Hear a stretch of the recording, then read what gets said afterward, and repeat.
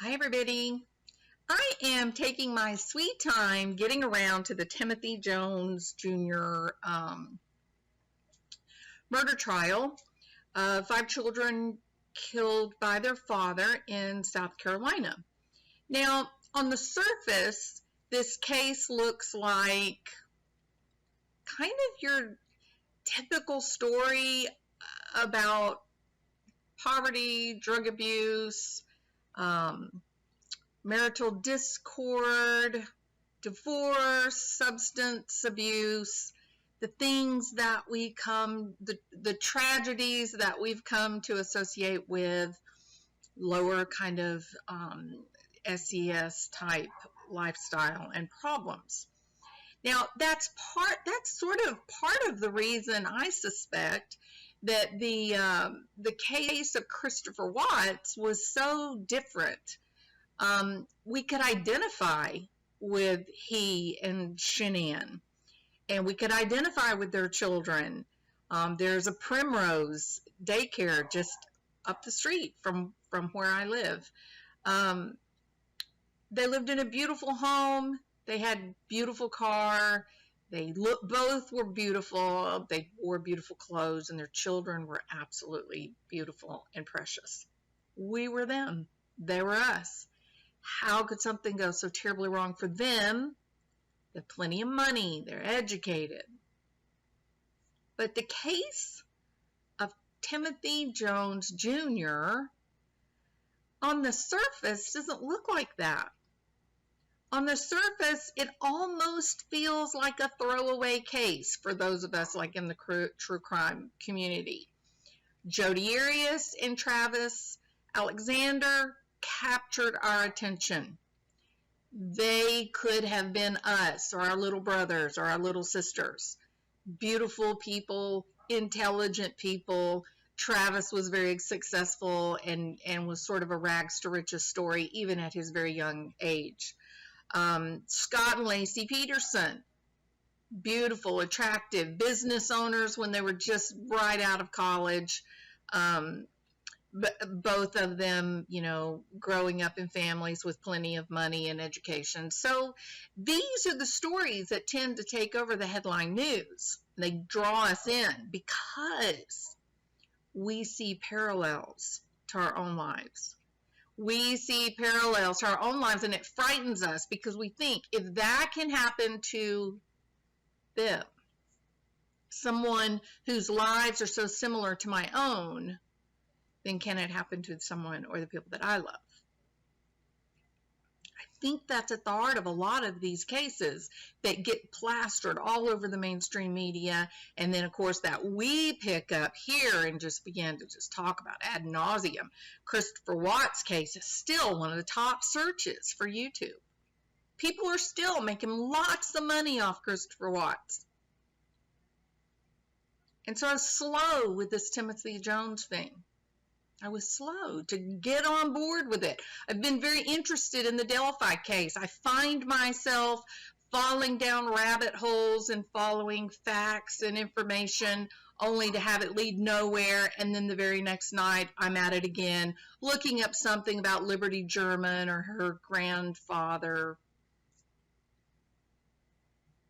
But Timothy Jones Jr., that couldn't possibly be anything that would really and truly capture the heart of this nation, because they were so different. They were such a common story. They were a common story of poverty. They were a common story of no education, no academic accomplishment. It's the same sad, tragic tale of substance abuse and drug abuse, Flocka. And then I got into the case. And as I got into the case, I said, oh my God, they're misleading us. Now, I don't know if the mainstream media is misleading us intentionally. I don't know if the prosecution or perhaps the defense are intentionally misleading us, the people. But someone is not telling the truth in this case. I suspect that it might be the prosecution and the judge. I think they watched the Christopher Watts story or the Jodi Arias trial, and they thought to themselves, not me. I don't want my name to be plastered all over the news every single night. My career questioned and ended like some of the people in the O.J. Simpson trial, Casey Anthony. Themselves. Let's not quite capture the attention of the nation, and maybe they'll leave us alone and let us do our job. And I think it's working. Because as you watch, there's no one in the courtroom watching. They look to be perhaps some family members, perhaps some friends, and then some media. And there's tons of available seats. Tons. That wasn't so with Jodi Arias. People were arriving 3, 4 o'clock in the morning, and then it got so bad they were camping out the night before. And in Arizona had to, make some changes, stop people. They just instituted like a lottery system or something for people to be able to get in and get a seat in the courtroom. Not only did Nancy Grace report on the facts of what happened related to the trial, but they started talking about who these spectators were in the courtroom that day. Who did they sit beside? Who was behind them? How long did they wait in line? But not this trial.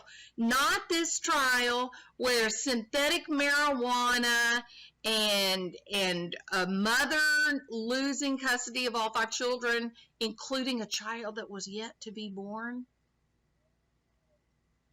No one is interested in this case. Because apparently there's no similarities to us. So the prosecution opened with a theme, and he presented this theme with a sort of pithy sentence, an idea, if you will. And it was, a child should be safe in a father's arms. A child should be safe in a father's arms. He then went on to list the children that are deceased. There's Mira, 8 years old, Elias, 7 years old, Natan, 6 years old, and then we waited a little while before we had another baby. And there's Gabriel, 2 years old, and finally baby Abigail, 1. Apparently Natan, the 6-year-old, was the catalyst for a tragic and terrible cascade of events that resulted in the death of these 5 children. The murders occurred in Red Bank, South Carolina. The father had moved from Mississippi to South Carolina to take a job at Intel. That's right. And he wasn't working at Intel to mop the floors. He wasn't working at Intel in the cafeteria serving up food. Nope. He was actually working at Intel as a validation engineer. Let me say that again. Timothy Jones Jr. was a validation engineer for Intel, making $81,000 a year. In the months before these murders, he had gone through an employee evaluation process where he actually was rated at the very top 3rd level, which was exceeds expectations. He had been given a promotion. He had been given more money.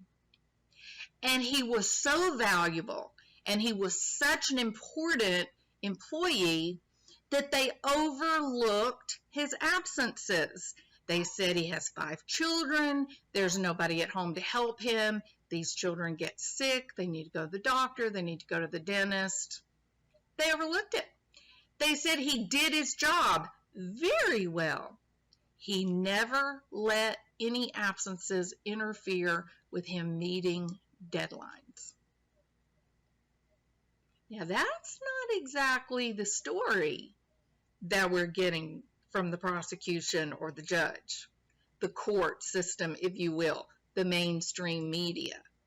They don't want us to be interested in this case. This is a very well-educated man who was incredibly, incredibly intelligent. He was making a lot of money, doing a very complicated job. And he was raising 5 children, including 2 babies/toddlers, on his own. I mean, if you ask me, doing the job that I do, it was a miracle that there wasn't a train wreck long before August 28th, 2014. I mean, this was a train wreck situation. A man with 5 children, 2 of them very young, very small babies, doing a highly technical job, completely on his own. No help, no family near, no friends. In fact, the only help he appeared to have was the next door neighbor who would babysit. There's a lot more interesting things about Mr. Timothy Jones, Jr. There are interesting things about this man that have the potential of turning this case into another Chris Watts. In many ways, there were quite some parallels between Christopher Watts and Timothy Jones, Jr.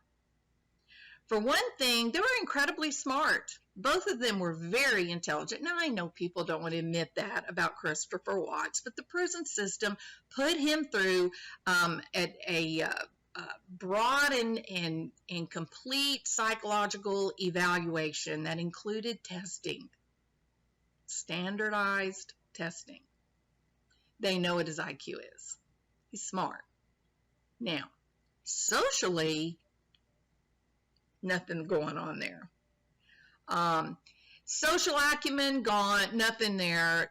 Emotional intelligence, dead, nothing there.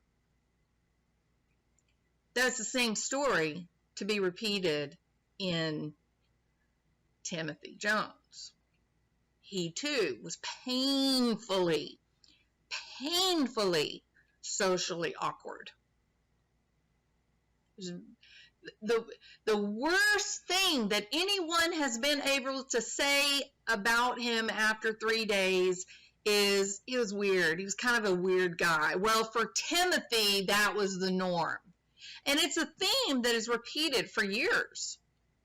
Not that he was a perfectly regular, normal guy and everybody loved him right up until the murders happened. No, it was for years he's been looked at as odd.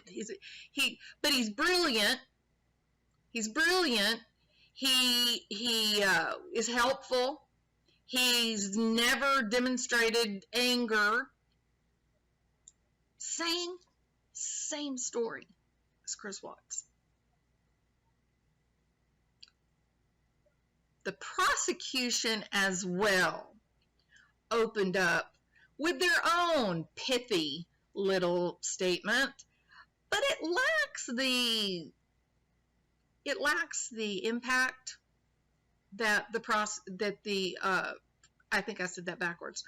The prosecution statement is a child should be safe in a father's arms, and the defense made an attempt to have a nice pithy little opener, and it wasn't quite as effective. It lacks emotional power. It seems a little bit foolish and silly on the surface. It's quite parochial. And here's their little statement, the defense. You can't judge the health of a forest by looking at a few trees.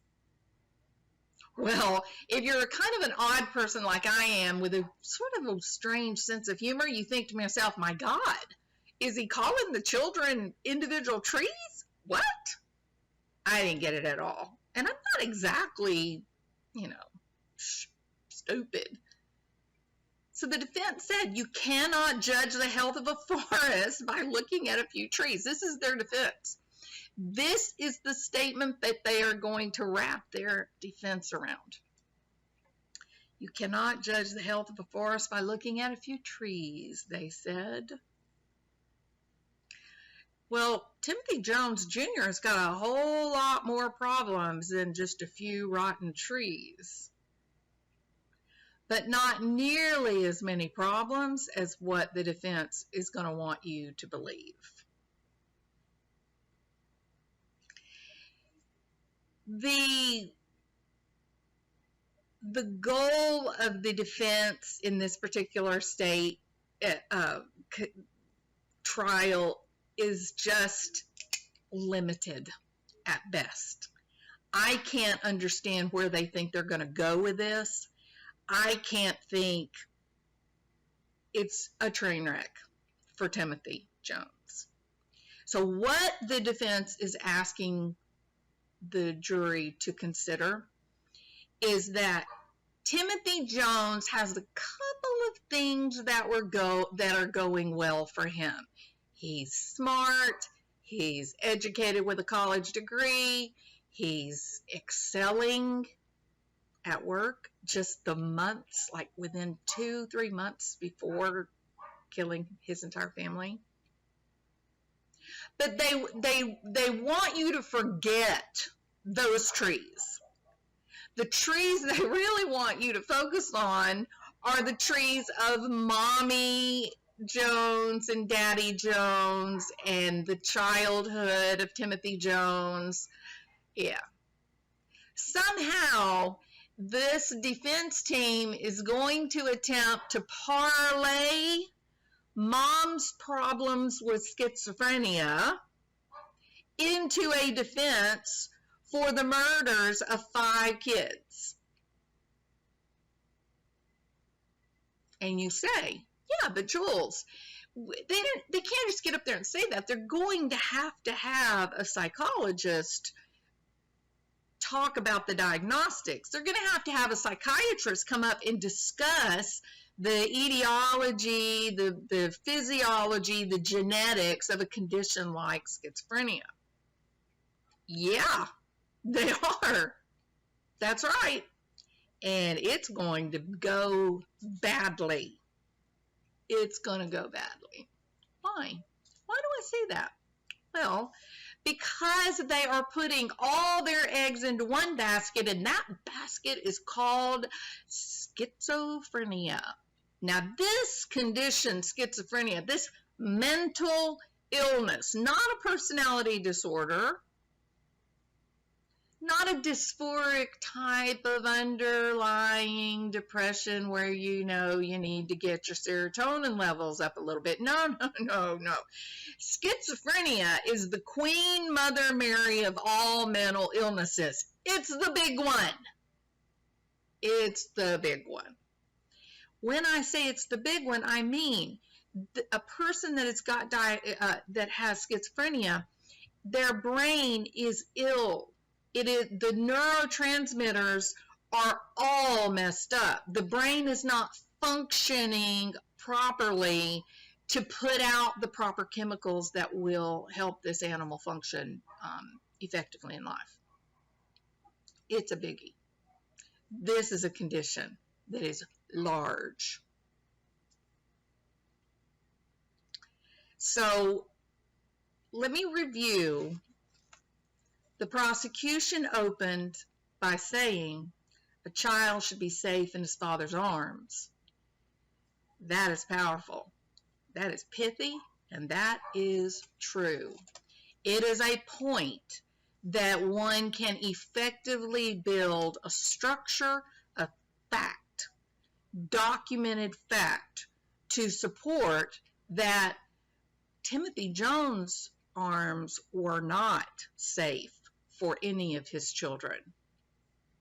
The defense made an attempt to do the same, and they came up with a rather almost comical statement. You cannot judge the health of a forest by looking at a few trees. In the field of psychiatry / psychology, there's a common term that is called a court lady of the evening, but replace it with that word that rhymes with court. Now, what a court lady of the evening is someone who is hired to render a decision, a diagnostic label, give explanation for motivation that might not be considered best practices in the field.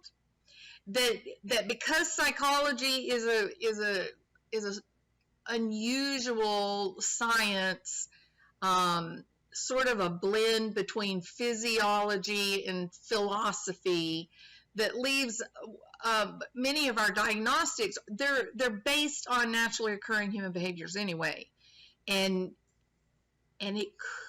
one could make the case for just about any position if one were not very concerned about their professional reputation.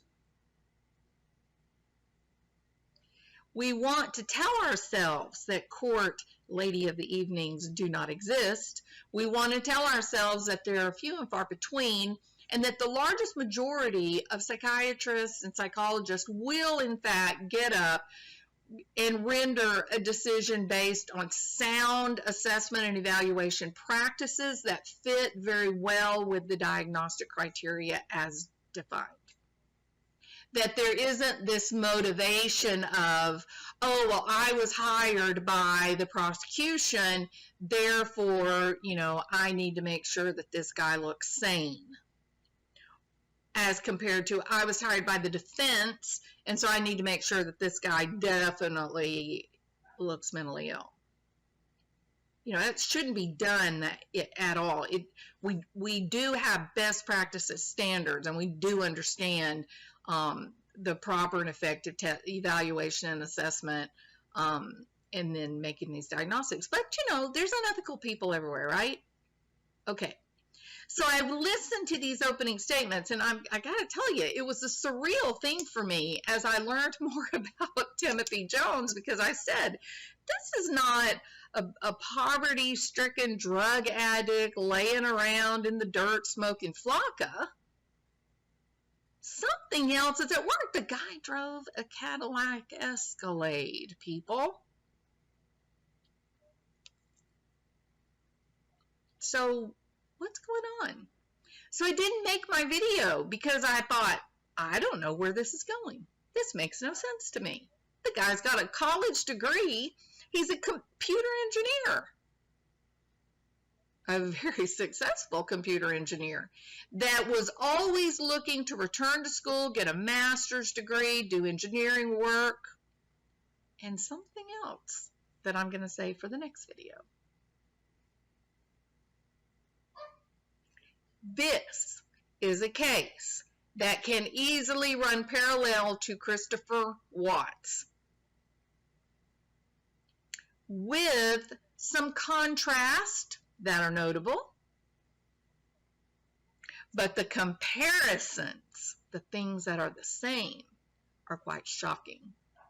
What we lack in this case is that Shanann Watts and Christopher Watts were beautiful people, physically beautiful people. Their children were gorgeous and charming children. Their home was like the American dream. But even though Timothy Jones was making a lot more money than Christopher Watts, yes, he drove a Cadillac Escalade. Yes, he had a college degree. He's a bright, intelligent guy. He was living in a trailer house. He made $81,000 a year, and he was living in a trailer house. When you look in the trailer house, it was cluttered, although not particularly filthy. One generally associates like a crack house or meth house with, it's really dirty. It's really awful, just disgusting. That's not what it was. It was cluttered. It wasn't great. I wouldn't want my children living there. There just wasn't this long, crazy history that is generally associated with drug abuse, poverty. It just wasn't there. The prosecution is going to have a difficult time with what they have laid out as a forest full of sick trees being hidden by a few healthy ones. You want to know why? Because someone has said, I'm happy to put my name on the line that this is a diagnosis of schizophrenia. And so I began listening carefully and reading anything I can get my hands on, looking for those diagnostics for schizophrenia.